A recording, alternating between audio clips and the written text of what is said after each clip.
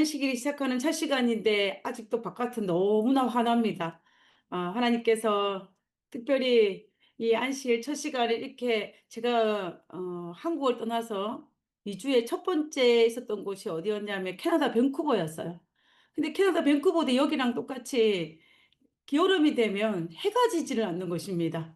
예배를 마치고 나와 해가 중천에 떠 있었어요. 그래서 그것이 얼마나 어색하고 얼마나 익숙하지 않았는 그런 경험이 있는데, 요즘에 제가 이 안식일이 시작되고 예배를 마쳐도 여전히 환한 것을 보면서 어, 왠지 금요일 날 우리가 보통 금요일 예배 드리면 어둠이 밀려올 때에 우리가 안식 환영 예배를 드리고, 그리고 이제 예배를 마치고 나면 어둠이 짙게 내리깔리는 그런 모습들을 보지 않습니까? 그렇지만은 지금은 전혀 다른 분위기 속에서 우리가 안식일을 맞이하고 있습니다.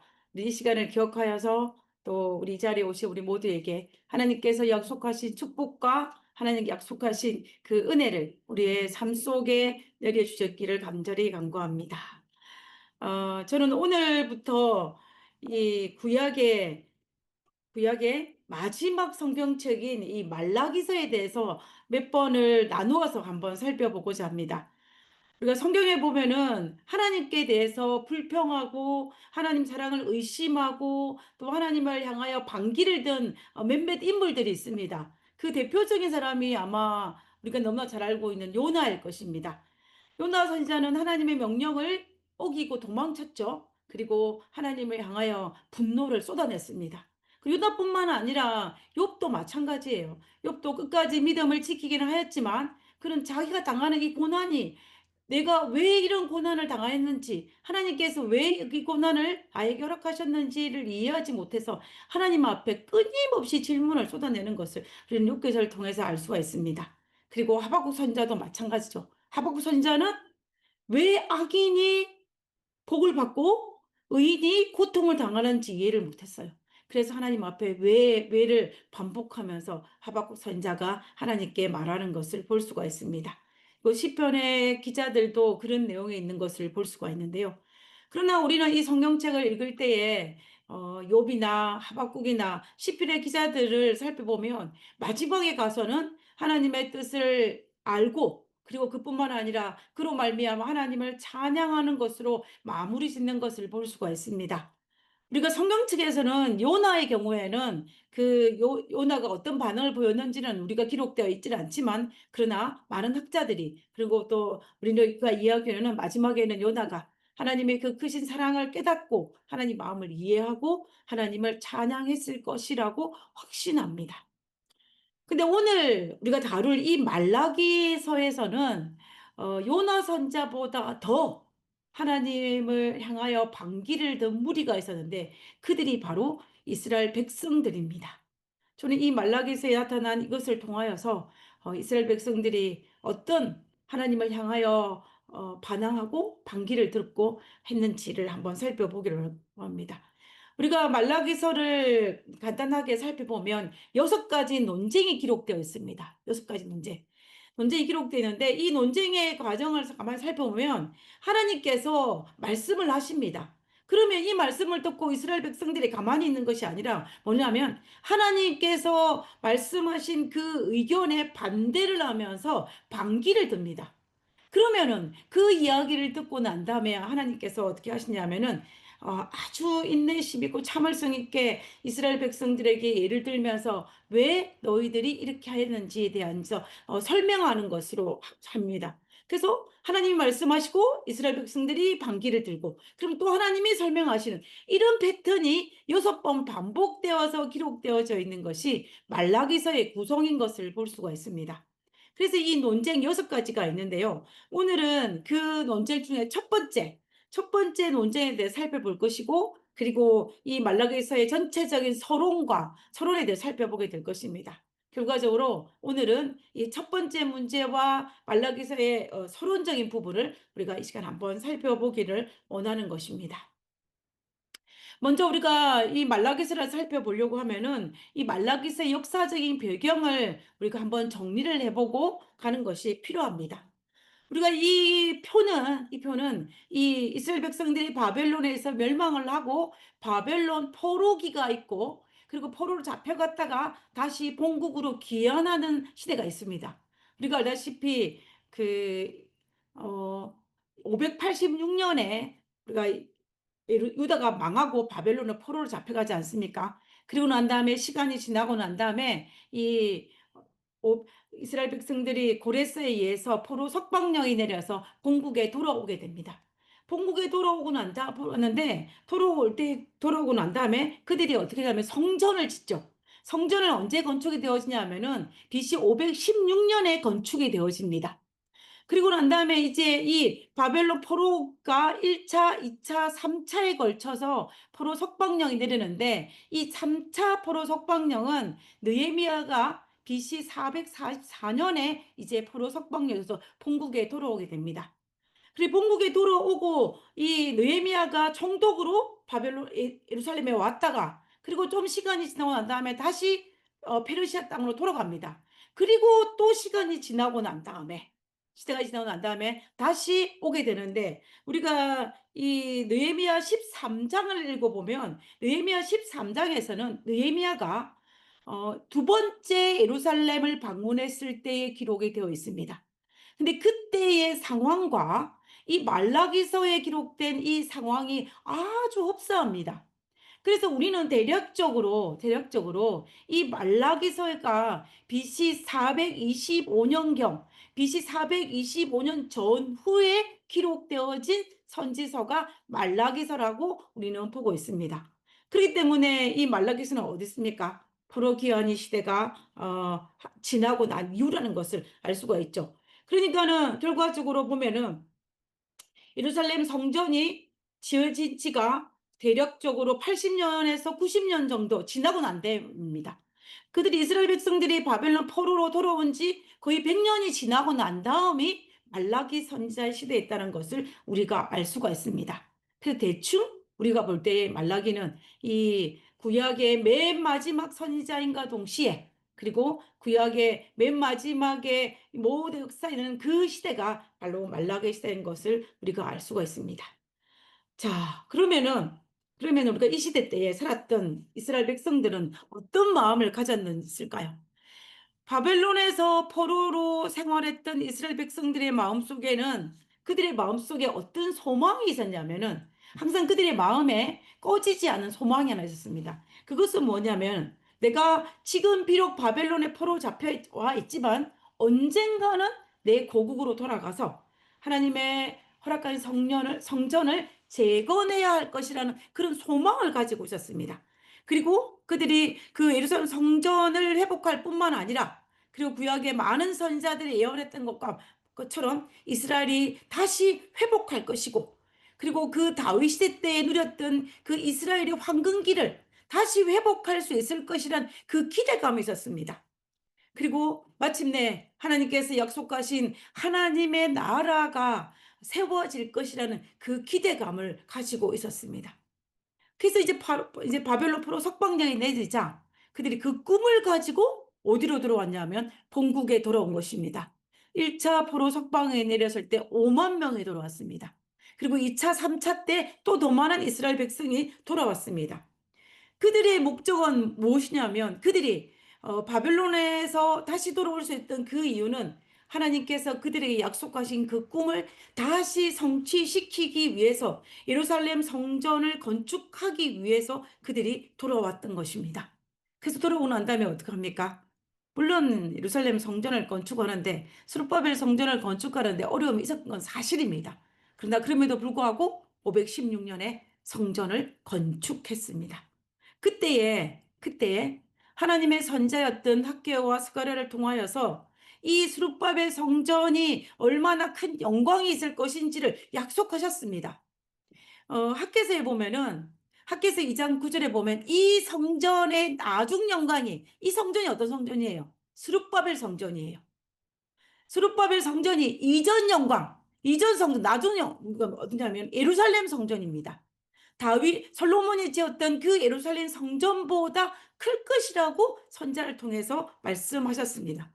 그러니까 결과적으로 그 당시에 이스라엘 백성들은 그들의 마음속에 지금은 내 눈에 보기에는 다윗 성전에 보다 훨씬 더 초라하지만, 솔로몬 성전보다 이 수룹바벨 성전이 초라하지만, 그러나 하나님께서 분명히 이 성전의 큰 영광을 나타내실 것이라는 그 마음을 가지고 부푼 마음으로 성전을 짓고, 또 성전의 지어짐을 바라보고 그 성전을 통해서 하나님께 예배를 드렸던 것입니다.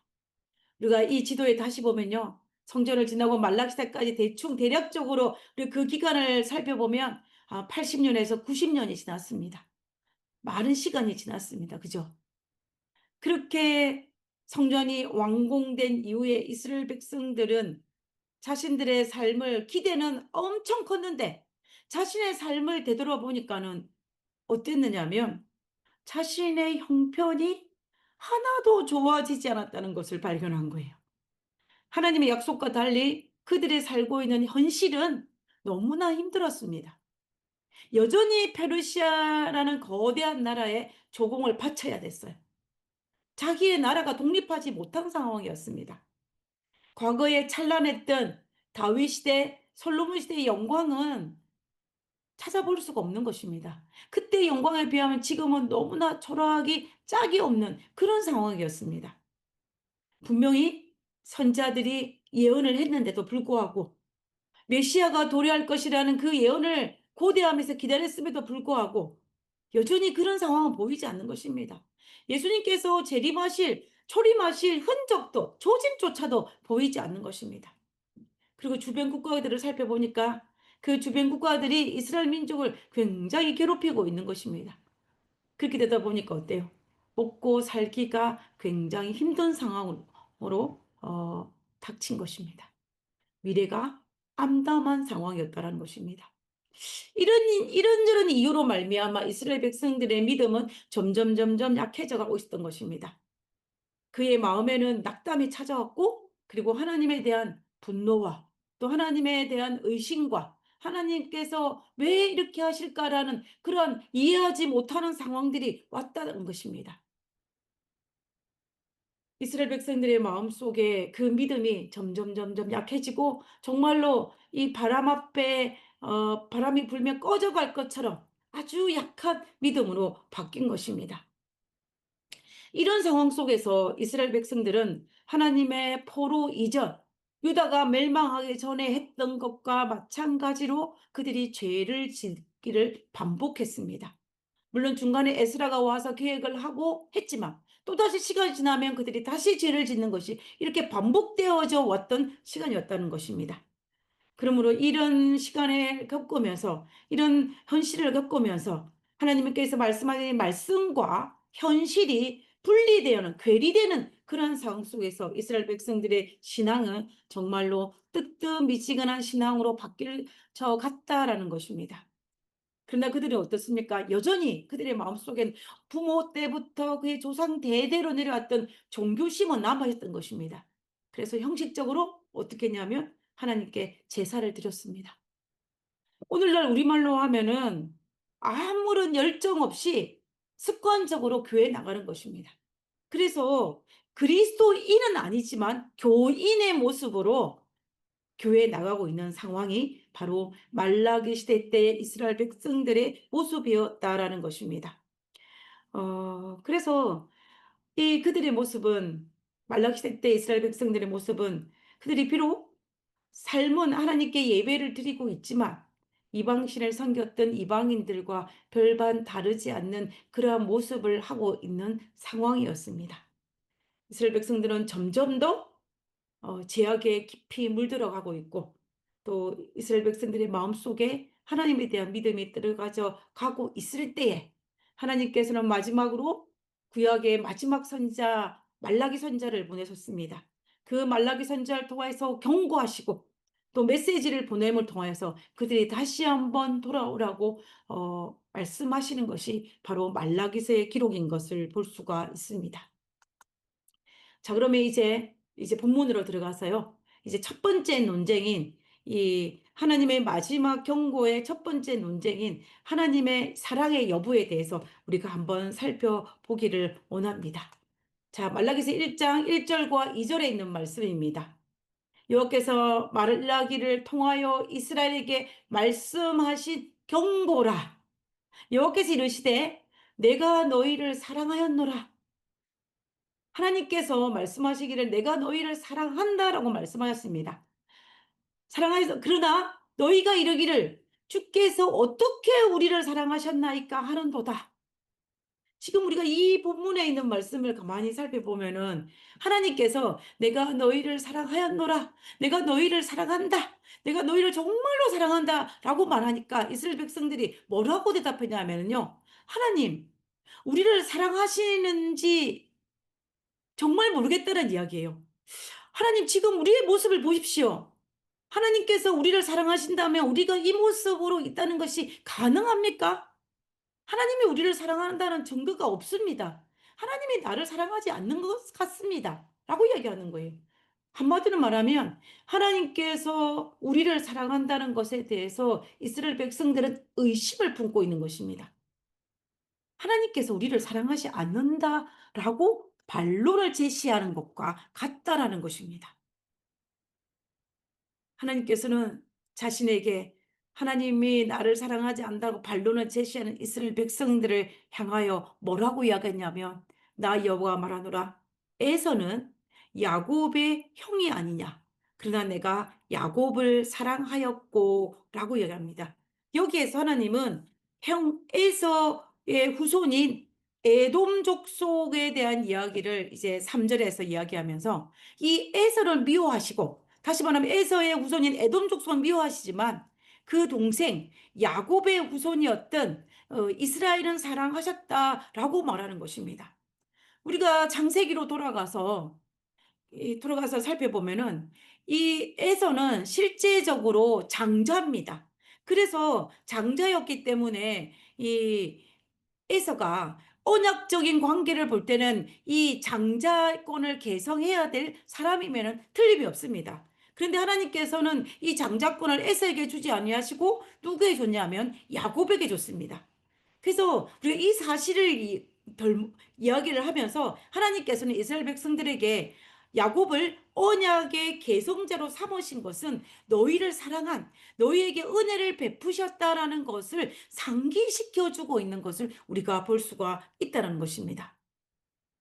우리가 역사적으로 살펴보면요. 이 바벨론에 의해서 남방 유다가 멸망할 때에 그때 누구도 같이 멸망을 했냐면 이 에서의 후손이었던 에돔도 바벨론에 의해서 같이 멸망을 했습니다. 근데 그 이후에 멸망한 이후에 에돔은 계속해서 자기의 나라를 다시 재건하기 위해 노력을 했지만 그러나 그것은 재건은 하지 못하고 폐허가 된 상태로 남았습니다. 그와 반면에 이스라엘 백성들은 하나님의 도우심으로 말미암아 예루살렘으로 돌아와서 성전을 재건하고 나라가 회복하였던 것입니다. 그래서 이 사실을 이야기하면서 말을 하고 있는 것입니다. 우리가 말라기 3장 1장 3절에서 4절에 있는 말씀을 보겠습니다. 에서는 미워하였음에 그의 산들은 황폐하게 하였고 그의 산업은 광야의 이들에게 넘겼느니라. 에돔이 말하기를 우리가 무너뜨림을 당하였으나 에돔 족속에 우리가 패망하였으나 황폐된 곳을 다시 쌓으리라 하거니와 다시 나라를 에돔 족속이 계속해서 회복하려고 노력했다는 것입니다. 그러나 나 만군의 여호와가 이르노라 그들은 쌓을지라도 나는 어떻게 하리라 헐리라 사람들이 그들을 일컬어 악한 지역이라 할 것이요 라고 얘기합니다. 그래서 우리는 이 본문을 통해서 에돔은 계속해서 나라를 재건하려고 하였지만 그러나 재건하지 못하고 하나님께서 그들이 싸울지라도 다시 헐었다라는 것입니다. 결국 하나님께서는 이것을 이야기하면서 내가 에돔 족속은 에서를 미워하였고 이스라엘 백성은 내가 사랑하였다라고 이야기하고 있는 것입니다. 그래서 하나님 이스라엘 백성들은 자기들의 모습을 보니까 어때요? 에돔은 패망했지만 여전히 그러나 자기들은 고국으로 돌아와서 성전을 다시 지었고 또 그런 모습들을 바라볼 수밖에 없는 것입니다. 자, 그럼 여기에서 우리가 한 가지 생각할 것이 있습니다. 하나님께서 왜 에돔 족속을 그렇게 멸망하게 하셨을까요? 하나님이 이스라엘 백 출애굽하여서 애굽을 탈출하여서 가나안 땅에 도착할 때 그때에도 에돔 족속을 남겨 두셨습니다. 그런데 바벨론의 포로로 잡혀 그때에는 왜 에돔 족속에게 멸망하도록 그대로 남겨 두었을까요? 우리가 그 이유를 한번 살펴볼 필요가 있습니다. 그것은 요다서 1장 12절에 그 이유가 나옵니다. 내가 여기서 내가 누구냐면 에돔이에요. 에서의 우선 에돔입니다. 내가 형제의 날, 이 형제의 달이 누구냐면은 남방 유다가 멸망할 그때입니다. BC 586년이 되겠죠. 그때에 그 재앙의 날에 방관한 것이 아니며, 한마디로 이 부분의 말씀은 남방 유다가 멸망할 때 에돔 족속은 그것에 의해서 방관하고 오히려 동조했다라는 것입니다. 하나님의 백성은 내 형제가 멸망할 때에 에서와 유다 백성은 형제의 나라지 않습니까? 그런데 이 에돔 족속이 유다가 멸망할 때에 방관하였다는 것입니다. 그리고 유다 자손이 패망할 날에 그들이 오히려 에돔 족속이 기뻐하였다라고 이야기하고 있는 것입니다. 그래서 하나님께서는 에돔 족속에게 벌을 내리셨다라고 이야기하고, 그 다시는 에돔 족속이 재건하지 못하도록 다시 흘렀다라고 이야기하고 있는 것입니다. 그와 반면에 이스라엘 백성들은 어떻게 합니까? 하나님께서 이스라엘 백성들을 사랑하여서 재건하였다라고 이야기하고 있는 것입니다. 형제의 아픔을 방관하고 형제의 아픔 때에 기뻐한 에돔 족속에게 내린 형벌임을 우리가 알 수가 있습니다. 이 이야기를 하면서 하나님께서 내가 어찌 너를 사랑하지 않았느냐라고 이야기하는 것입니다. 성경에서 일관되게 말씀하시는 것 중에 하나가 뭐냐면, 하나님께서는 하나님의 백성을, 우리를 사랑하고 계신다라는 것입니다. 여러분은, 이곳에 있는 우리 모두는 하나님께서 우리를 정말로 사랑하고 계신다는 사실을 믿으십니까? 자기의 독생자를 내어 줄 만큼 우리를 사랑하고 있다는 사실을 믿으십니까? 그리고 자신을 십자가에 내 던지면서까지도 우리를 사랑한다고 있다는 사실을 믿으십니까? 여러분, 아침에 눈을 뜰 때에, 그리고 말씀을 볼 때에, 그리고 천년계의 아름다운 모습을 볼 때에, 그리고 하루의 삶을 마칠 때에, 하나님은 정말로 우리를 사랑하시는 하나님이시구나라고 생각하면은 마음이 드십니까? 아니면은 거울을 비친 나의 모습을 보면서 여러분들은 '나는 정말로 하나님의 사랑을 받는 사람이구나.'라는 생각을 하십니까?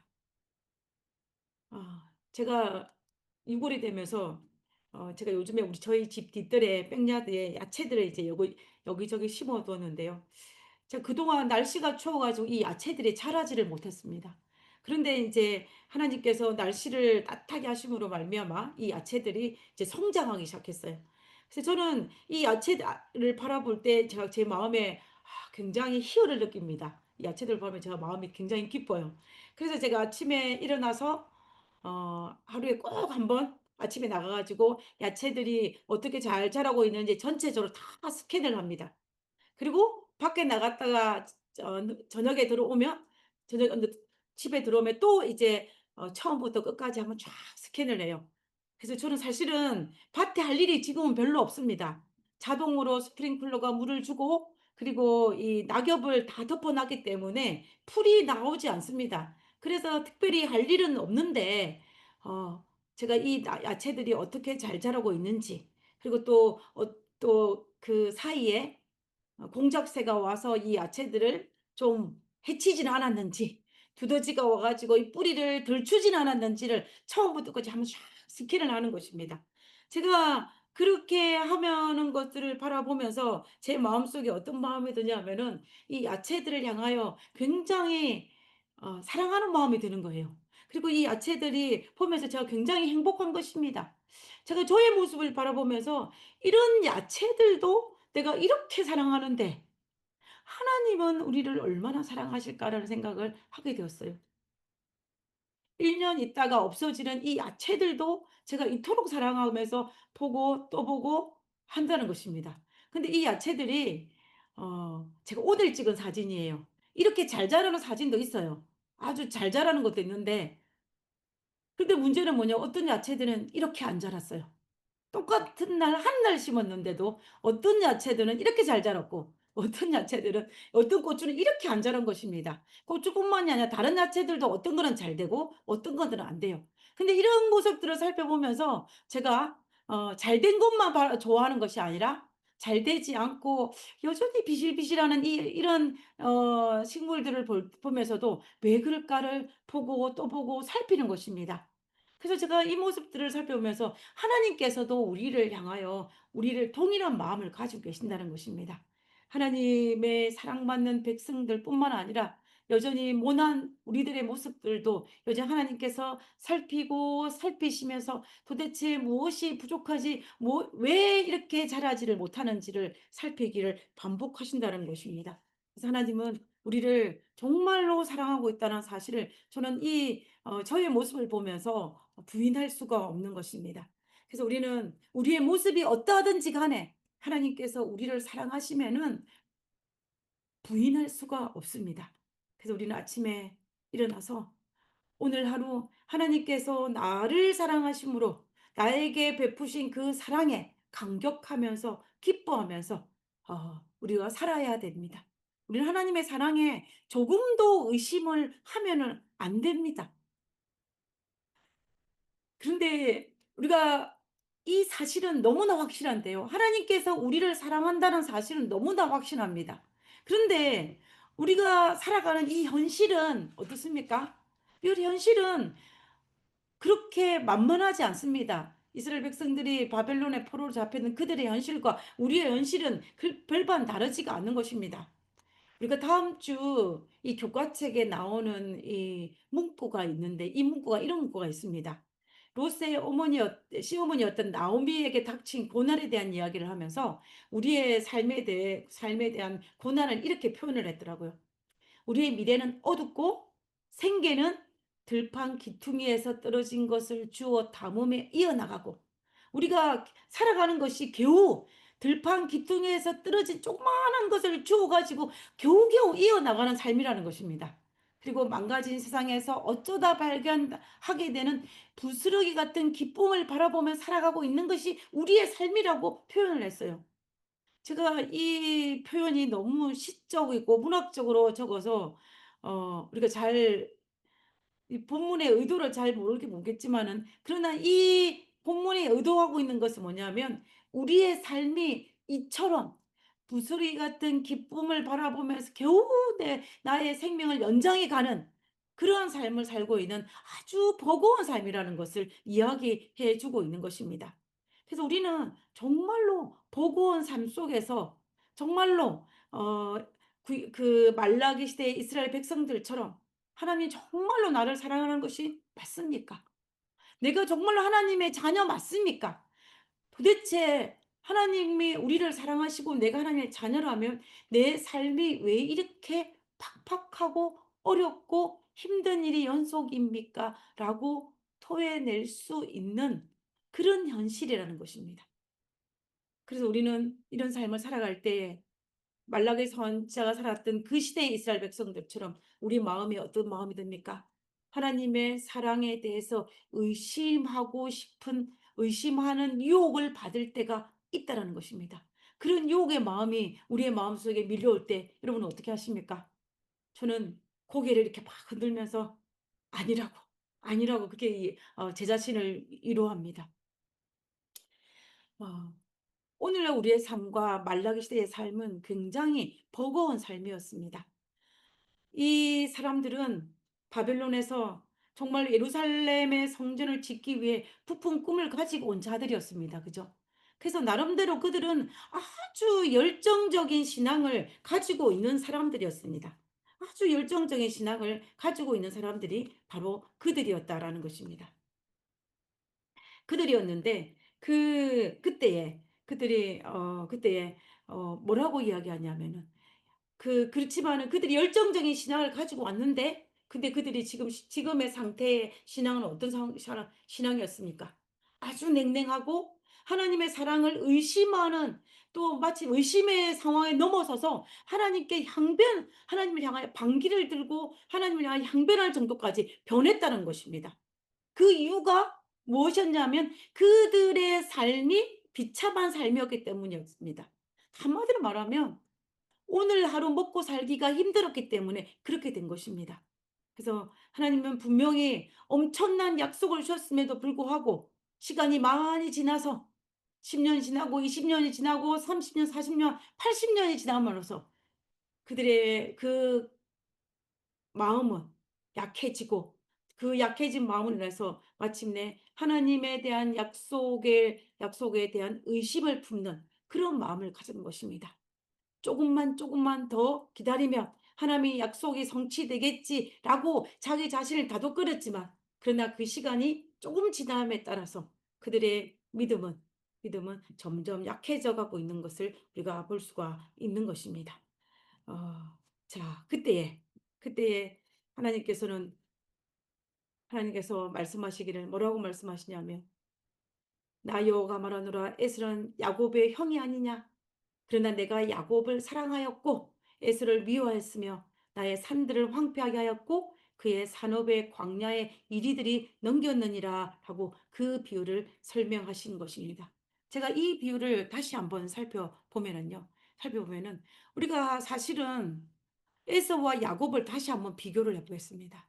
우리가 에서는 보면은 그 당시에 에서는 장자의 권한을 받을 수 있는, 현실 눈에 보기에는 많은 것을 가졌어요.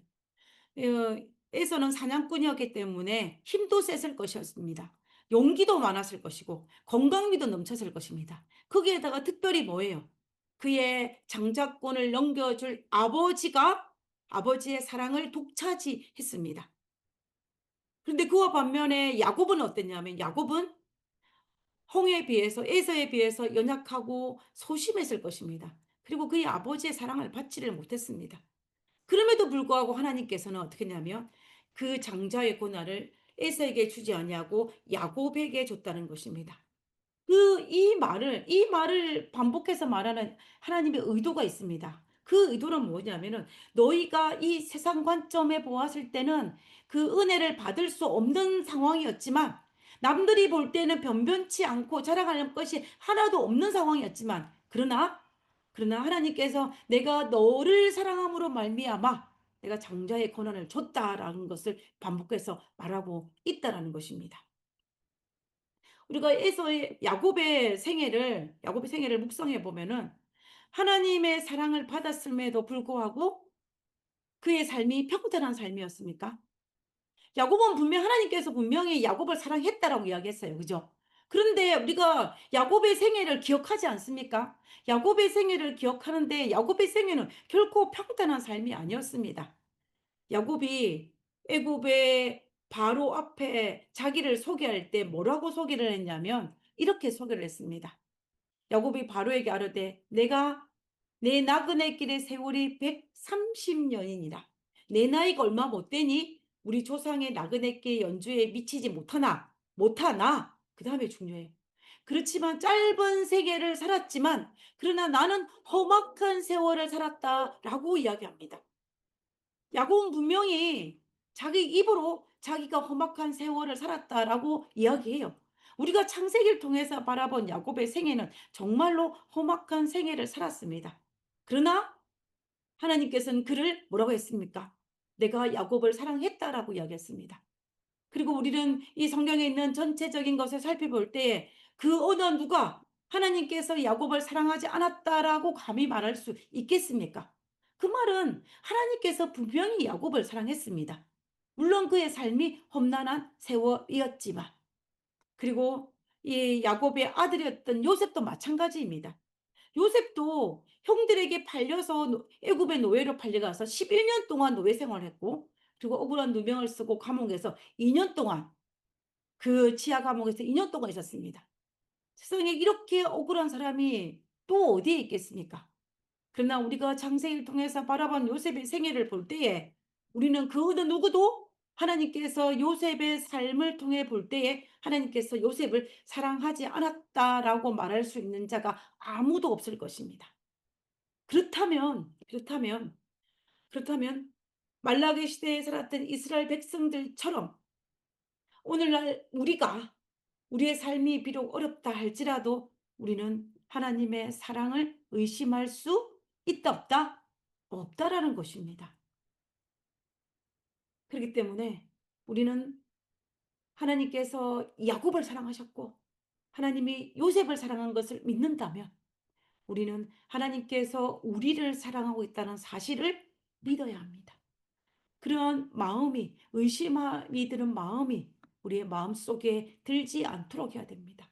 혹시나 내 마음속에 그런 마음이 들려고 한다면 그런 의심의 마음이 고개를 들려고 한다면 그때 우리는 어떻게 해야 됩니까?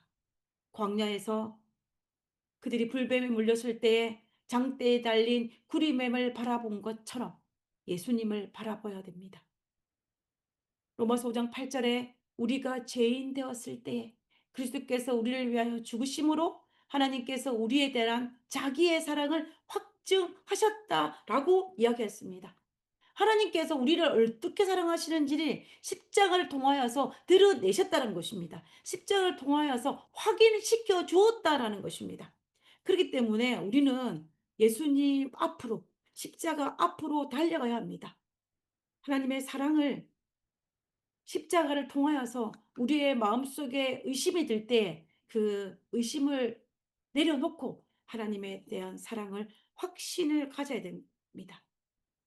하나님이 우리를 향한 사랑은 자기의 독생자를 내어줄 정도의 사랑입니다. 그리고 예수님이 우리를 사랑하는 그 사랑은 자기의 생명을 십자가에 내어줄 만큼의 사랑인 것입니다.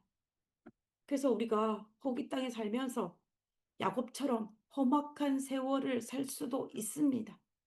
그리고 어쩌면은 요셉처럼 억울한 누명을 쓸 수도 있습니다. 그러나 그 누가 우리를 향하여서 하나님께서 우리를 향한 그 사랑을 의심할 수 있겠습니까?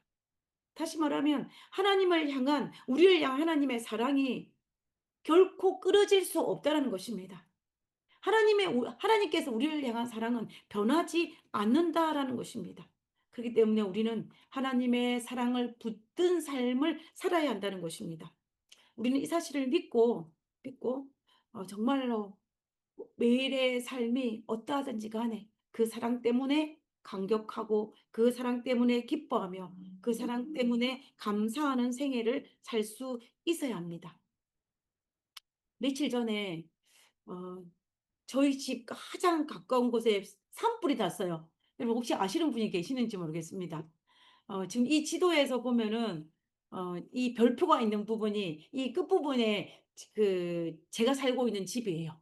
저 집인데 여기에서 산불이 났어요. 제가 수요일 날 산불이 났는데 이 지금 산불이 방향이 어디로 불고 있냐면 제가 살고 있는 집 쪽으로 바람이 불었어요. 그래서 인제 이 바람이 불고 있는 것입니다. 그래서 제일 처음에는 산불이 났는지를 몰랐는데 우리 목사님이 창문을 열어 놓고 있어 가지고 창문에서 이 불냄새가 나서 산불이 났다는 것을 감지를 하고 인터넷을 찾아보니까는 정말로 산불이 우리 집 정말 가까운 곳에서 산불이 났어요. 그래서 정말로 보니까는 이 산불이 아주 그때 바람이 불고 있었어요. 바람이 불고 있으니까는 아주 급속도로 이 산불이 번지는 것입니다. 그래서 번지는데 이 산불이 어느 쪽을 향하여 오고 있냐면 저희 집 쪽을 향하여 오고 있는 상황이었습니다. 근데 제가 이 지도를 보면서 이 근처에 우리 교우님들이 누가 살고 있는지를 딱 살펴보니까는 이 가까이에 권현숙 성도님이 살고 계시는데 보니까는 이 산불이 난 지역과 좀 떨어져 있어요. 그리고 불의 방향이 그 집 방향으로 가지 않는 거예요. 그래서 '이 집은 안전하겠구나.' 그러면 인제 이 불이 우리 집 쪽을 향하여 오고 있다는 것을 생각했는데 가만히 지도를 살펴보니까는 누가 제 눈에 들어왔냐면 이영일 집사님이 아드님이 살고 있는 집 가까이에 물이 온 거예요. 그래서 제가 야 이게 인제 급하다는 생각이 들어서 제가 이영일 집사님한테 전화를 했습니다. 산불이 아드님 집 쪽에 났다고. 그랬는데 벌써 아니나 다를까 그 집에는 대피 명령이 떨어졌어요. 그래서 인제 그불이 점점점 이제 번져서 저희 집 쪽으로 오고 있는 상황이었습니다. 그래서 아주 급박한 상황이었어요. 그래서 뭐 인터넷에 보니까 소방관들이 그 불을 끄고 또 불이 주변에 번지지 않도록, 여러분도 알다시피 이 빨간색 페인트가 인 것을 그것이 방화제입니다. 불이 번지지 못하는 그 빨간색 페인트를 쫙 주변을 둘렀어요. 그 뿌리는 것이 제 눈에 보이더라고요. 그래서 인제 어 우리 목사님이 도대체 산불이 어떻게 되는 상황인지를 한번 보겠다고 차를 타고 그곳에 갔어요. 갔는데 그 간 사이에 다행스럽게도 이 산불이 소방관들에 의해서 진압이 됐습니다. 진압이 돼 가지고 이 산불이 꺼졌어요. 꺼졌습니다.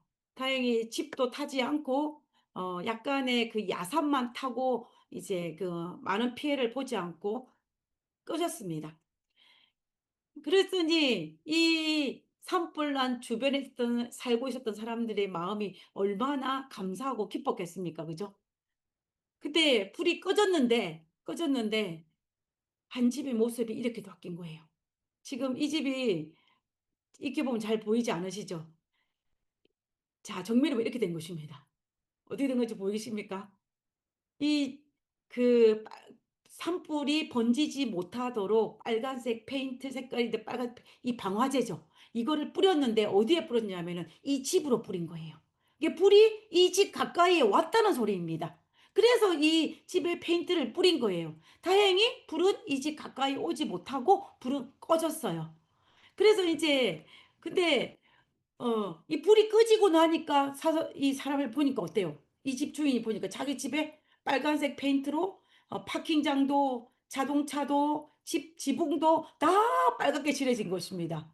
그래서 그랬는데 그러니까 사람들이 나와 가지고 어떻게 하냐면은 불은 꺼졌죠. 상황 보면 이렇게 돼 있으니까는 호스로 가져와 가지고 이 페인트를 지우려고 애쓰기도 했다는 것입니다. 그래서 우리 목사님 그 모습을 보고 이 사진을 찍은 거예요. 자, 우리가 여기에서 한번 생각해 보고 싶은 것은 뭐냐면, 이 집 주인은 이 집 주인은 소방관들이 산불이 자기 집을 태우지 않도록 지켜준 것에 대해서 감사하는 마음을 가졌을까요?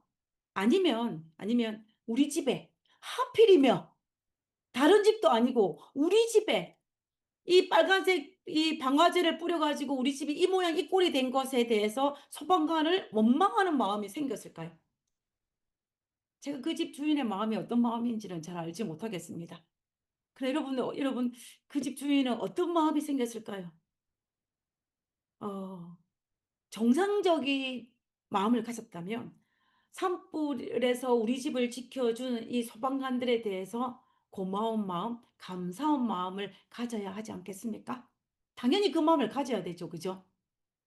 그런데 만약에 그렇지 아니하고 하필이면 우리 집에 이 빨간색 페인트를 뿌려 가지고 내가 지금 이렇게 고생을 한다고, 제가 인터넷 찾아보니까는 시간이 지나고 나면은 이것이 색깔이 바래지고 희색이 되지만은 잘게 지워지지를 않는다고 해요. 그러니까 아마 이 집은 며칠은 최소한 얼마 동안은 이렇게 되어 있을 것입니다. 아마 물을 뿌려서 이 빨간색을 지우려고 하지만 그렇게 쉽게 지워지지는 않을 거예요. 근데 그것을 보면서 이 집주인의 마음속에 불평하고 분노하고 원망하는 마음이 생긴다면 누구가 똑같은 사람이 되는 것입니까? 말라기 선지자 시대 때 살았던 이스라엘 백성과 똑같이 되는 거예요. 하나님께서 우리나라를 회복시켜 준 거에 대한 감사한 마음은 가지지 않고 그거에 보다 더 우리가 옛날의 영광을 회복하지 못했다고 해서 불평과 불만을 있는 거가 그들의 모습과 다를 바가 없다라는 것입니다. 우리의 마음속에 혹시나 불평하는 마음이 들고 하나님의 사랑하는 의심하는 마음이 든다면 우리는 이 그림을 생각하면서 하나님께서 우리를 보호해 준 것에 대해서 감사하지 못하고 오히려 불평하는 정말 배은망덕한 그런 사람이 되지 않아야 되겠다라는 것입니다. 그러므로 우리가 우리의 삶이 비록 정말 야곱처럼 험난한 삶을 살고 요셉처럼 억울한 삶을 살고 이 집주인처럼 갑자기 눈을 떠보니까 이 페인트가 범벅이 된 집이 되었지만, 그러나 그럼에도 불구하고 우리는 어떻게 됩니까? 하나님의 사랑을 의심하지 말아야 합니다. 하나님께서 우리를 향한 사랑에는 아무런 문제가 없습니다. 지금 이 순간에도 하나님은 여전히 우리의 삶을 붙들고 계시고 우리를 지켜보고 있다는 사실입니다. 그렇기 때문에 우리는 하나님을 향한 의심과 원망과 불평의 마음을 내려놓고 하나님의 사랑을 받아들이고 우리가 여전히 하나님의 사랑으로 돌려드릴 수 있는 그런 우리들이 되어야 합니다. 그렇게 될 때에 하나님은 우리로 인하여 기뻐하고 우리로 인하여 감사하는 마음을 가질 수가 있는 것입니다. 오늘 안식일 시작하는 이 첫 시간에 우리가 하나님의 사랑을 마음으로 받아들이고 그리고 우리도 우리를 하나님을 향하여 그 사랑을 드림으로 하나님 앞에 사랑한다고 고백하는 그런 안식일 첫 시간이 되었으면 좋겠습니다. 우리 모두 하나님의 사랑을 깊이 누릴 수 있는 우리 모두가 되기를 간절히 바라면서 오늘 말씀을 마치도록 하겠습니다.